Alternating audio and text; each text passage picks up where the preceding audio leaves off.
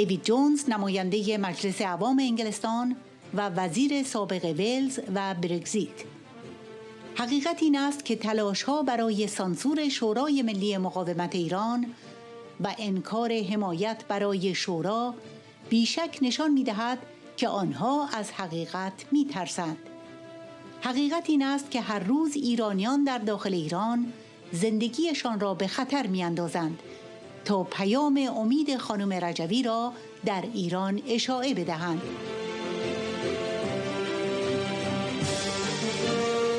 اگر این گونه باشد که شورای ملی مقاومت حمایت مردمی در ایران ندارد، پس چرا تا این حد پیش رفتند که تلاش کردند با اعزام یک دیپلمات شاغل در میان هزاران حامی شورای ملی مقاومت ایران که از سراسر جهان تجمع کرده بودند بمبگذاری کنند و آنها را به قتل برسانند؟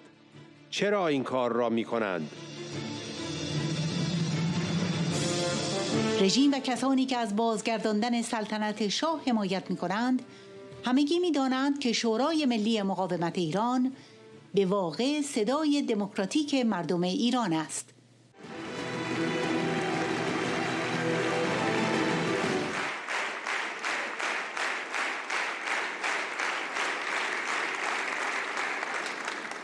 Thank you. Thank you.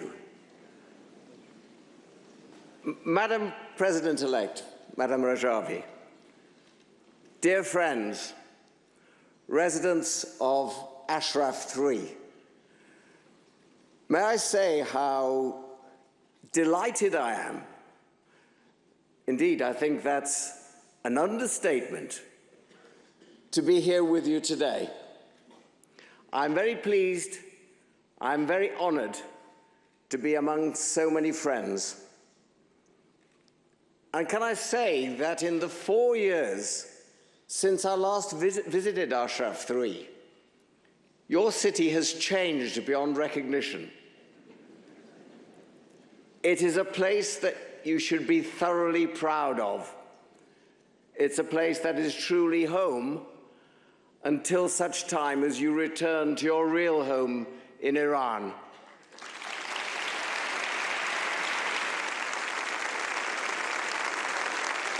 And I'm not ashamed to say how very much I admire all that you have been doing for so long. Your staunchness, your unwavering dedication to the resistance and the cause of freedom is an inspiration to us all.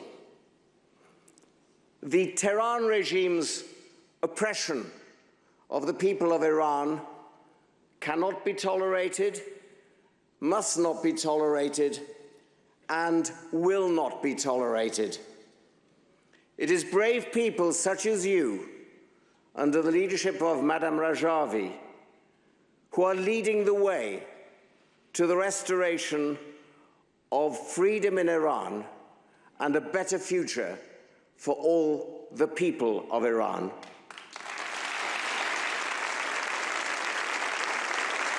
And may I in particular note the important role that the women of Iran have played in the struggle for freedom and democracy. They have shown huge courage, dedication, and determination, and it's clear that they continue to play a vital role in shaping the future of your country. We must all support those brave women and their efforts to bring about positive change in Iran. And I can assure you that very, very many of my colleagues in the British Parliament from all parties are united in our admiration for all that they are doing.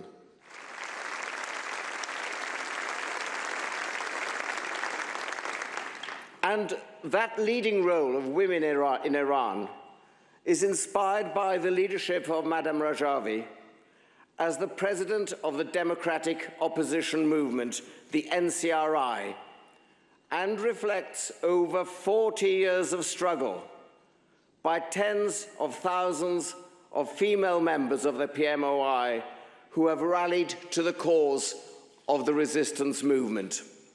You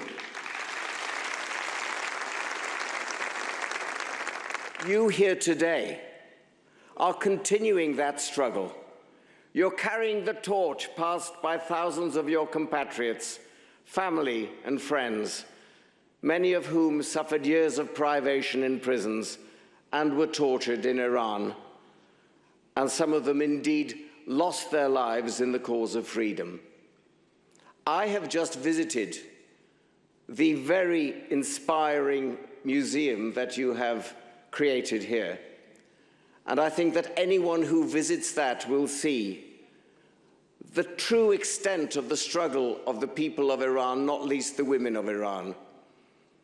And I believe that as many people as possible should visit that museum and reflect upon what you are struggling for. The PMOI and the NCRI are central to that cause of freedom, as they have been for so many decades. You're at the forefront of the struggle against the regime, and you've been instrumental in mobilizing the people of Iran to stand up for their rights and claim for themselves and for their children the future of the country that they love. The people of Iran have suffered for too long under the rule of both the Shah and the mullahs. They have unequivocally rejected dictatorship, and it's clear that they reject both the followers of the Shah and the clerical regime in Tehran today.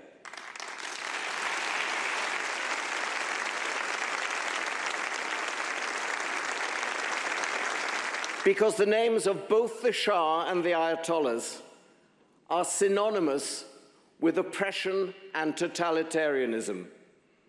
And let me say this too, it's absurd to think that men and women who long for freedom above all else would voluntarily return to a past where they were oppressed, denied their freedom, and the opportunity for them and their families and their children to prosper.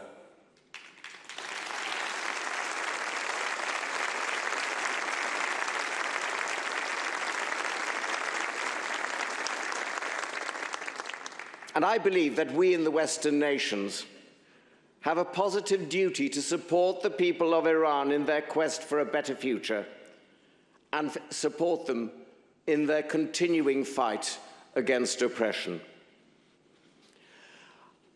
I have the privilege of holding the office of President of the cross-party British Committee for Iran Freedom, in succession to many colleagues, not least your late and my late dear friend, David Amis, murdered, and also Lord Robin Corbett. These are people who spent many years fighting in the cause of freedom. And today, we in the committee are continuing to support the people of Iran and the NCRI, the pro-democracy movement, in their struggle for a free and democratic Iran.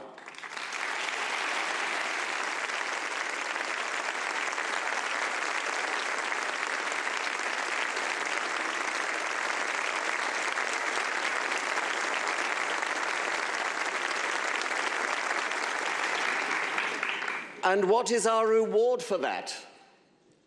Well, our reward is to be sanctioned by Tehran. And let me tell you, friends, I, for one, regard that as a badge of honor.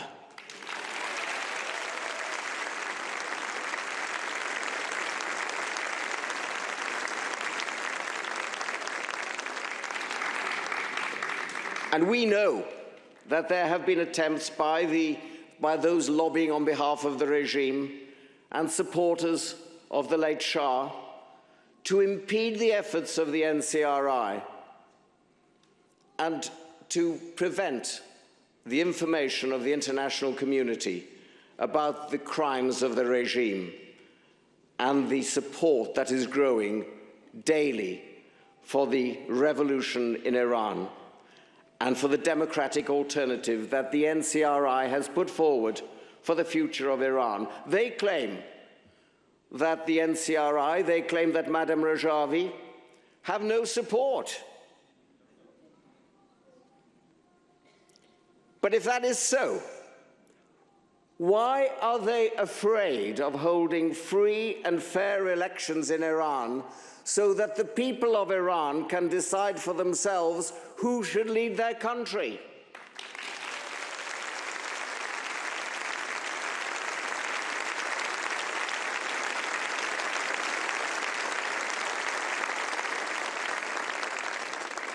If indeed there is no support for the NCRI, why are they so eager to silence the NCRI?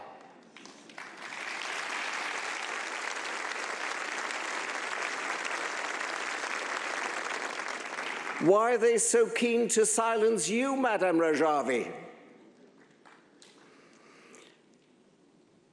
The truth is that their attempts to censor the NCRI, to deny the support for the NCRI, demonstrates beyond doubt that they are afraid of the truth.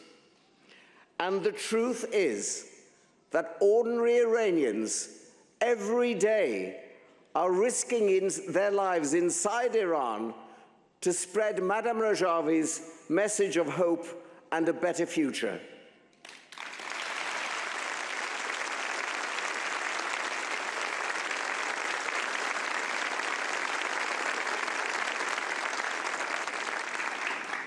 And as they do risk their lives, they carry the image of Madam Rejvi, showing that their resistance movement is alive, is vigorous, and indeed is still growing.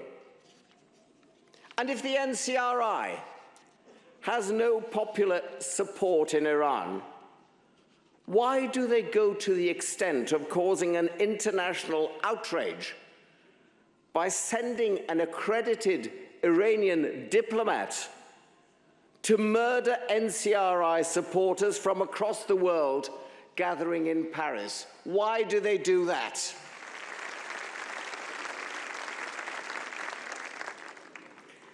The truth is, that the regime and those who would support the restoration of the Shah's monarchy all know that the NCRI is indeed the democratic voice of the Iranian people.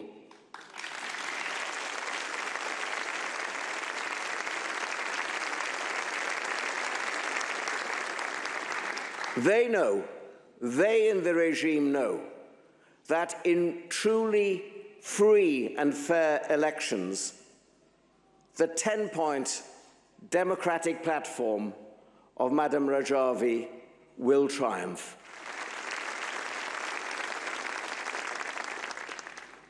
And because they know that, they have denied the people of Iran free and fair elections for 44 years, and they are continuing to do so. I believe, therefore, it's crucial that the British government and its allies and international partners should engage with the NCRI as the best prospect for delivering the democratic aspirations of the people of Iran. We must also continue to support your efforts, the efforts of each and every one of you, to draw attention to the regime's abuses and refer it to the UN Security Council and press for the prosecution of those accused of crimes against humanity. And that includes the President of Iran, Ebrahim Raisi. And I, and Bob, and our colleagues in Parliament will continue to press the British government to proscribe the IRGC as a terrorist organization. And our position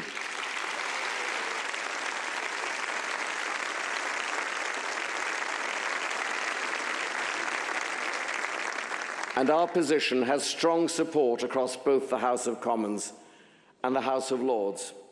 So, friends, let me once again say this. You are the vanguard of resistance against the clerical regime in Iran. You are fighting for a better future for your country and for all Iranians.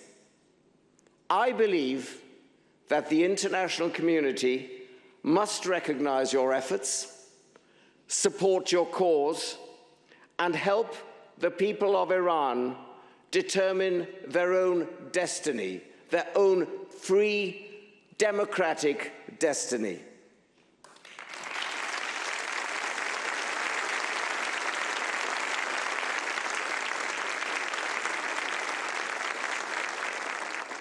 We will continue to support you, and I believe that together, all of us can indeed achieve a better future for the people of Iran.